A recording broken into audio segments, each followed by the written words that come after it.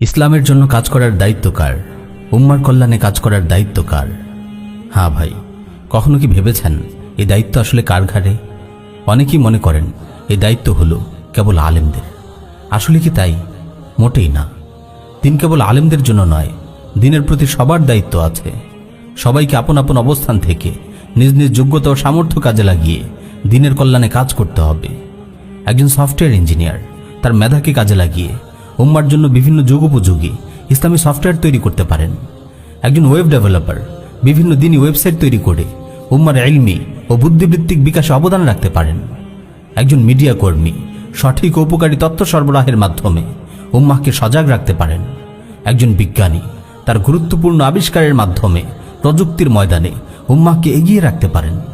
একজন শিল্পপতি আর্থিক সহায়তার মাধ্যমে দাওয়া ও জিহাদের কাজকে বেগবান করতে পারেন। একজন সংগঠক মুসলিম যুবকদের সংগঠিত করে তাদেরকে দিনের বৃহত্তর কল্যাণে নিয়োজিত করতে পারেন। একজন লেখক বই লিখে উম্মাহকে গুরুত্বপূর্ণ দিক নির্দেশনা দিতে পারেন। একজন ডাক্তার যুদ্ধক্ষেত্রে আহত মুজাহিদদের সেবায় এগিয়ে আসতে পারেন। এভাবে আমাদের প্রত্যেকেরই আছে আলাদা দায়িত্ব, আছে দিন কায়েমের জিহাদে অংশ নেবার সুযোগ। আমরা অবশ্যই আমাদের দায়িত্বের ব্যাপারে জিজ্ঞাসিত হব। আপনি আপনার ভাগের দায়িত্বটুকু আদায় করেছেন তো?